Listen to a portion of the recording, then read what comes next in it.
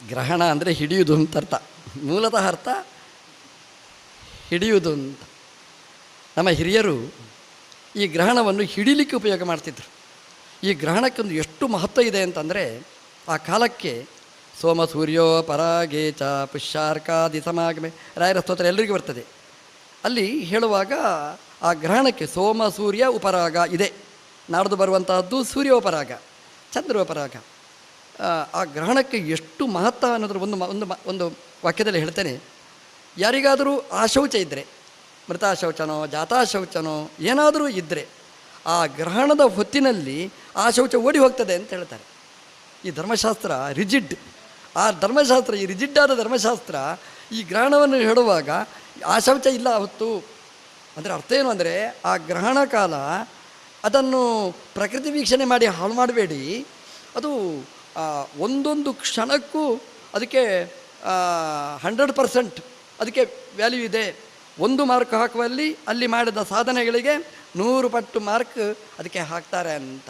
ಅಷ್ಟು ಮಹತ್ವವನ್ನು ಈ ಗ್ರಹಣಕ್ಕೆ ಕೊಟ್ಟಿದ್ದಾರೆ. ಹಾಗಾಗಿ ಆ ಗ್ರಹಣಕಲ್ಲಲ್ಲಿ ತಿನ್ನಬೇಡಿ ಅಂತ ಹೇಳಿದರು. ತಿನ್ನುವುದಕ್ಕಿದ್ದ ಕಾಲ ಅಲ್ಲ ಗ್ರಹಣ ಅಂತಂದರೆ. ಗ್ರಹ ಅಂದರೆ ಜ್ಞಾನ, ಒಳ್ಳೆಯದನ್ನು ಗ್ರಹಣ ಮಾಡಲಿಕ್ಕಿರತಕ್ಕಂತಹ ಕಾಲ ಅಂತ. ಎಷ್ಟು ಒತ್ತು ಕೊಟ್ಟಿದ್ದಾರೆ ಅಂತಂದರೆ, ಮಲಮೂತ್ರ ವಿಸರ್ಜನೆ ಆವಾಗ ಮಾಡಬಾರದು, ಒಳಗೆ ಕಟ್ಟಿಕೊಳ್ಳೂಬಾರದು, ಅದನ್ನು ವಿಸರ್ಜನೆಯೂ ಮಾಡಲಿಕ್ಕೂ ಅವಕಾಶ ಇಲ್ಲ ಅಂತ. ಅಂದರೆ 2 ಅಂಶ. ಒಂದು ಆ ಕಾಲದಲ್ಲಿ ಗ್ರಹಗಳಿಗೆ ಅಪಚಾರ ಆಗಬಾರದು ಅಂತ, ಇನ್ನೊಂದು ಅಷ್ಟು ಸಮಯ ವ್ಯರ್ಥ ಮಾಡಬೇಡ ಅಂತ ಅದರಲ್ಲಿ ಆ ಹೇಳುವ ಬರ ಅದರಲ್ಲಿರ್ತದೆ. ಅಲ್ಲಿ ನಮಗೆ ಮಲಮೂತ್ರ ಬರಬಾರದು ಅಂತಾದರೆ ಅದರ ಪೂರ್ವ ತಯಾರಿಕೆ ನಡಿಬೇಕಾದ್ದು. ಉಪವಾಸಂ ಅಹೋರಾತ್ರಂ, ಅದಕ್ಕೆ ಹಿಂದಿನಿಂದ ನೀವು ಸಿದ್ಧತೆ ನಡೆಸಿ. ಗ್ರಹಣಕ್ಕೆ ಉಪವಾಸ ಮಾಡಿ ಅಂದರೆ ಹೊಟ್ಟೆ ಖಾಲಿ ಇರಬೇಕು. ಖಾಲಿ ಇದ್ದರೆ ಈ ಮಲಮೂತ್ರಗಳ ಸಮಸ್ಯೆ ಇರುವುದಿಲ್ಲ, ಮನಸ್ಸು ಚೆನ್ನಾಗಿರ್ತದೆ.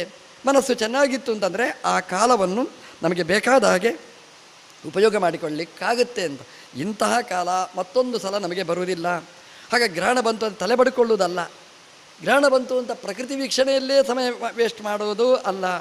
ಅದರಲ್ಲಿ ಏನು ಮಾಡ್ಬೋದು ಅಂತಂದರೆ, ಈ ಗ್ರಹಗಳನ್ನು ನಿರ್ಮಾಣ ಮಾಡಿದ ಆ ಸಕಲ ಗ್ರಹ ಬಲವು ನೀನೇ ಅಂತ ಹೇಳ್ತಾರಲ್ಲ, ಅವನನ್ನು ಒಲಿಸಿಕೊಳ್ಳಿಕ್ಕೆ ನಾವು ಪ್ರಯತ್ನ ಪಡಬೇಕಾದ್ದು.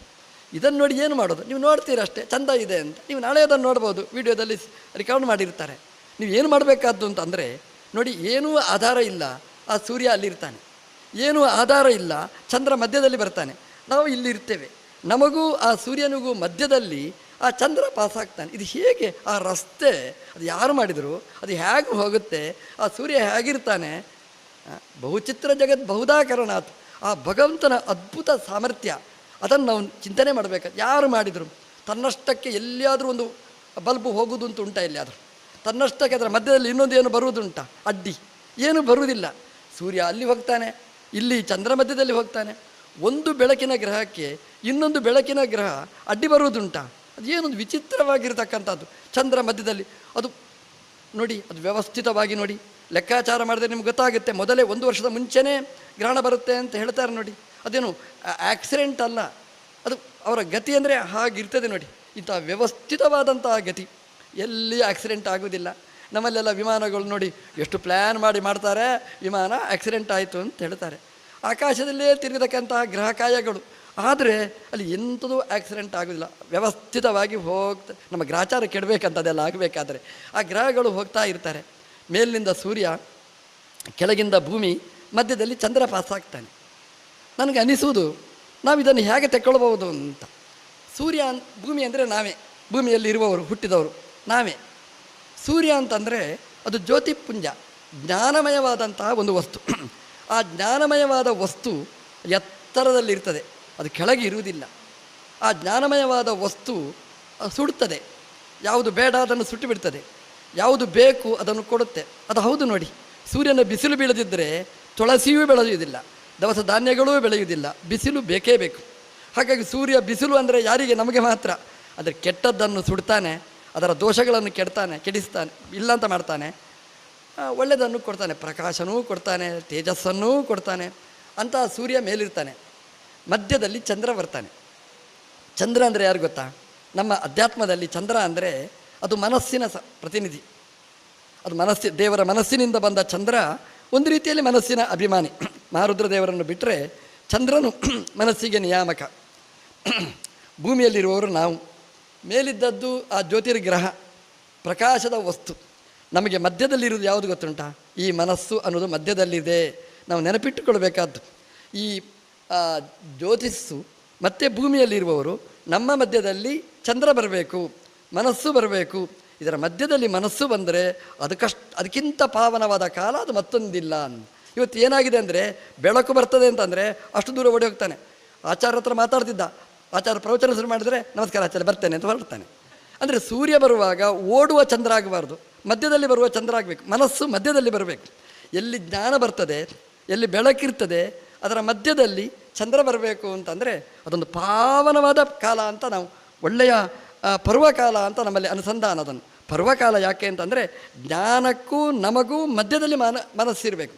ಜ್ಞಾನಕ್ಕೂ ನಮಗೂ ಆ ಮಧ್ಯಸ್ಥಿಗೆಯನ್ನು ಬಿಟ್ಟು ಮನಸ್ಸು ಹೋಗಬಾರ್ದು. ಇವತ್ತು ಏನಾಗಿದೆ ಅಂತಂದರೆ, ಜ್ಞಾನಕ್ಕೂ ನಮಗೂ ಮಧ್ಯದಲ್ಲಿರಬೇಕಾದ ಮನಸ್ಸು ದೂರ ಹೋಗಿಬಿಟ್ಟಿದೆ. ಈ ಗ್ರಹಣ ಕಾಲ, ನಾಡು ಸೂರ್ಯಗ್ರಹಣ ಇದೆ. ಸೂರ್ಯ ಅಂದರೆ ಜ್ಞಾನಿಗಳಿಗೆ ಇಷ್ಟನಾದವ ಅಂತ ಅರ್ಥ ಅಲ್ವಾ? ಸೂರ್ಯಬಿಹಿ ಈಯತೆ ಐತಿ ಸೂರ್ಯ. ಹಾಗಾಗಿ ಜ್ಞಾನಿಗಳಿಗೆ ಇಷ್ಟ, ಜ್ಞಾನದ ಸಂಕೇತ.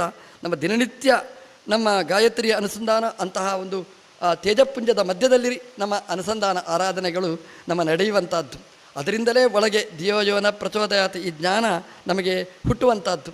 ಹಾಗಾಗಿ ಅಂತಹ ಆ ಜ್ಞಾನದ ದೇಗುಲ, ಅದರ ಮಧ್ಯದಲ್ಲಿ ನಮ್ಮ ಚಂದ್ರ, ನಮ್ಮ ಮನಸ್ಸು ಅದು ಬರಬೇಕು. ಇಂತಹ ಗ್ರಹಣಗಳು ಯಾವತ್ತೂ ಬರ್ತಾ ಇರಲಿ ಅಂತ. ಯಾಕೆಂದರೆ ಆ ಮನಸ್ಸು ಅಲ್ಲಿ ಮಧ್ಯದಲ್ಲಿ ಬಂದ್ರೇ ನಮ್ಮ ಉದ್ಧಾರ ಆಗುವಂತಹದ್ದು. ನಾಡ್ದಿನ ಗ್ರಹಣ ಕಾಲಕ್ಕೆ ಯಾರೊಬ್ಬರು ನನ್ನ ಹತ್ರ ಹೇಳಿದ್ರು, ಎಂತೋ ಸ್ವಾಮಿ ಎಷ್ಟು ಹೊತ್ತು ಗ್ರಹಣ ಅಂತ ಹೇಳಿದ್ರು. ನೀವು ಹೀಗೆ ಮಾಡಬೇಡಿ, ಹೀಗೆ ಮಾಡಿ ಅಂತ ಹೇಳಿದ್ದೆ ನಾನು.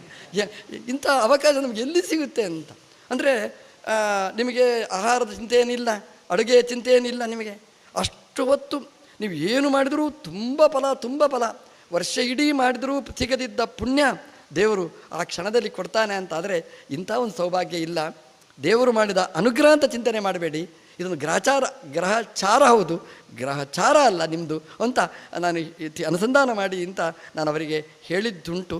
ಗ್ರಹಣ ಸುಳ್ಳಲ್ಲ. ಇವತ್ತೆಲ್ಲ ತಲೆ ಕೆಡಿಸ್ತಾರೆ, ಇದೆಲ್ಲ ಸುಳ್ಳು ಚಂದ್ರ ಬರೋದು ಅಂತ. ನಮ್ಮ ಜ್ಞಾನಿಗಳೇನು ಗೊತ್ತಿಲ್ಲದಿದ್ದವರಲ್ಲ. ಕಿಂ ಮೂಢ ಪೂರಸೂರಯ, ಜ್ಞಾನಿಗಳು ಮೂಢರಲ್ಲ. ಅವ್ರಿಗೆ ಗ್ರಹಣಗಳನ್ನು ಲೆಕ್ಕಾಚಾರ ಮಾಡಿ ಕರಾರುವಾಕ್ಕಾಗಿ ಹೇಳ್ತಕ್ಕಂಥವರು. ಅವ್ರದ್ದು ಏನು ಅಂತಂದರೆ, ರಾಹು ಕೇತು ಯಾವುದೂ ಸುಳ್ಳಲ್ಲ. ಆ ನೆರಳಿನ ಅಭಿಮಾನಿಗಳು ಅವರು ನಮ್ಮ ಮೇಲೆ ಕೆಟ್ಟ ಪ್ರಭಾವ ಬೀರಬಾರದು. ಹಾಗಾಗಿ ಒಳ್ಳೆಯದಾಗಬೇಕಾದ್ರೆ ಒಳ್ಳೆಯ ಅನುಸಂಧಾನ ಮಾಡಿ, ಒಳ್ಳೆಯ ಚಿಂತನೆ ಮಾಡಿ, ನಿಮ್ಮಲ್ಲಿದ್ದದನ್ನೆಲ್ಲ ಇನ್ನೊಬ್ಬರಿಗೆ ಹಂಚಿ. ಸುಮ್ಮನೆ ಹಂಚಿ ಅಂದರೆ ಹಂಚಲಿಕ್ಕೆ ನಾವು ಹುಚ್ಚರ. ಹಾಗಾಗಿ ಗ್ರಹಣ ಕಾಲ ಹಂಚಿ, ಇಂತಹ ರಾಶಿಯಲ್ಲಿದ್ದವರಿಗೆ ತೊಂದರೆ ಇದೆ ಅಂತ ಹೇಳಿದರೆ ಆಗ ನಾವು ಹಂಚಲಿಕ್ಕೆ, ಅಂದರೆ ಹಂಚುವುದಂದರೆ ಒಳಗಿದ್ದದನ್ನು ಖಾಲಿ ಮಾಡಲಿಕ್ಕೆ ಇರತಕ್ಕಂಥ, ಆ ಮನಸ್ಸನ್ನು ಸ್ವಚ್ಛ ಮಾಡಲಿಕ್ಕೆ ಇರತಕ್ಕಂತಹ ಒಂದು ಒಳ್ಳೆಯ ಅವಕಾಶ ಇದು. ಹಾಗಾಗಿ ಈ ಗ್ರಹಣ ನಮ್ಮ ದೃಷ್ಟಿಯಲ್ಲಿ, ಸಾಧಕರ ದೃಷ್ಟಿಯಲ್ಲಿ ಒಂದು ಒಳ್ಳೆಯ ಪರ್ವಕಾಲ ಇದು. ನಾಡ್ದು ಬರುವಂತಹ ಈ ಗ್ರಹಣ ಕಾಲ ಇದು ಮೂಢನಂಬಿಕೆ, ಸರಿ ತಿನ್ನಿ ಹಾಗೆಲ್ಲ ಮಾಡಲಿಕ್ಕೆ ಹೋಗಬೇಡಿ. ಯಾವತ್ತೋ ಮಾಡಿದ ತಪ್ಪಿಗೆ ಯಾವತ್ತೋ ಫೈಲ್ ಓಪನ್ ಆಗುತ್ತೆ, ಬೇಡ, ಅದು ಪರೀಕ್ಷೆ ಮಾಡಲಿಕ್ಕೆಲ್ಲ ಹೋಗಬೇಡಿ. ಇಂತಹ ಪರ್ವಕಾಲ ಶ್ರೇಷ್ಠವಾದಂತಹ ಕಾಲ, ಸದ್ವಿನಿಯೋಗ ಮಾಡಿ. ಅಂದರೆ ಆ ನಾಡೊಂದು 3 ಗಂಟೆ ಹೊತ್ತು ಏನು ಅವಕಾಶ ಸಿಗ್ತದೆ ಅಂತ ಒಳ್ಳೆಯ ಕಾಲವನ್ನು ಸದ್ವಿನಿಯೋಗ ಮಾಡೋಣ. ನಿಮಗೆ ದಾನ ಕೊಡಲಿಕ್ಕಾಗೋದಿಲ್ಲ ಅಂತಂದರೆ ಆ ಹೊತ್ತಲ್ಲಿ ದಾನ ಕೊಡಬೇಕು ಅಂತೇನಿಲ್ಲ. ಕೃಷ್ಣದೇವರು ಅವತಾರ ಮಾಡುವಾಗ ವಸುದೇವ ಸಂಕಲ್ಪ ಮಾಡಿದ್ದ, ನಾನು ಗೋದಾನ ಮಾಡ್ತೇನೆ ಅಂತ. ಅವನು ಜೈಲಲ್ಲಿ ಅರೆಸ್ಟ್ ಆಗಿದ್ದ, ಕಂಸ ಅರೆಸ್ಟ್ ಮಾಡಿದ್ದ. ಆಗ ಅವನೇನು ಚಿಂತೆ ಆಗಲಿಲ್ಲ, ಸಂಕಲ್ಪ ಮಾಡಿದ, ಆಮೇಲೆ ದಾನ ಮಾಡಿದ. ಸಂಕಲ್ಪ ಮಾಡಿ ಸುಮ್ಮನೆ ಇರಬೇಡಿ, ಮಾಡಿ ಅಂತ ಆ ಹೊತ್ತಲ್ಲಿ ಸಂಕಲ್ಪ ಮಾಡಿದರೆ ಅದಕ್ಕೂ ಪುಣ್ಯ ಇದೆ ಅಂತ.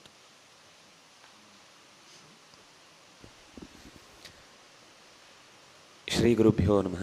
ಇಷ್ಟು ಹೊತ್ತು ಗುರುಗಳು ಕೃಷ್ಣನ ಸನ್ನಿಧಾನದಲ್ಲಿ ನಿತ್ಯವೂ ನಡೆಯಬೇಕಾದ ಜ್ಞಾನಯಜ್ಞದ 32 ದಿನಗಳ ಜ್ಞಾನ ಸಮರ್ಪಣೆಯ ಕುಸುಮಗಳನ್ನು ಅರ್ಪಿಸಿದ್ದನ್ನು ಇವತ್ತು ಪ್ರಶ್ನೋತ್ತರ ಕಾರ್ಯಕ್ರಮದ ಮೂಲಕ ಕೃಷ್ಣನ ಮುಂಭಾಗದಲ್ಲಿಯೇ ಅದನ್ನು ಸಮರ್ಪಣೆ ಮಾಡಿದ್ದಾರೆ. ಪ್ರತಿಯೊಂದು ಪ್ರಶ್ನೆಯೂ ಕೂಡ ನಿಜವಾಗಿಯೂ ನಮ್ಮ ಹೃದಯವನ್ನು ತಟ್ಟಿದೆ. ಖಂಡಿತ ಇನ್ನೂ ಈ ಥರದ ಪ್ರಶ್ನೆಗಳಿಂದ ಬಳಲ್ತಾ ಇದ್ದವರಿಗೆಲ್ಲರಿಗೂ ಸಮಾಧಾನ ಸಿಕ್ಕೇ ಸಿಗುತ್ತೆ ಅಂತ. ಯಾಕೆಂದರೆ ಯಾರಿಗೆ ಸ್ವತಃ ಅಂತಹ 100 ಸಮಸ್ಯೆಗಳು ಬಂದಾಗಲೂ ಭಗವಂತ ಇದ್ದಾನೆ ಅಂತ ನಂಬಿ ಅವರ ಪೂರ್ವ ಪರ್ಯಾಯವನ್ನು ನೆನಪಿಸಿಕೊಂಡವರಿಗೆಲ್ಲರಿಗೂ ಅವರಲ್ಲಿ ಆ ಶ್ರದ್ಧೆ ಅದು ನಡೆಯುತ್ತೆ ಅಂತನ್ನುವ ನಂಬಿಕೆಯಿಂದ ಅವರು ಸಾಮಾನ್ಯ ಯಾರೂ ಯೋಚಿಸ್ಲಿಕ್ಕೆ ಸಾಧ್ಯ ಇಲ್ಲ. ನಿರಂತರ 2 ವರ್ಷ ಕೃಷ್ಣನಿಗೆ 1,00,000 ತುಳಸಿ ಪೂಜೆ ಆಗಬಹುದು ಅಂತ ಯಾರೂ ಎಣಿಸ್ಲಿಕ್ಕೆ ಸಾಧ್ಯ ಇಲ್ಲ. 24 ಗಂಟೆ 365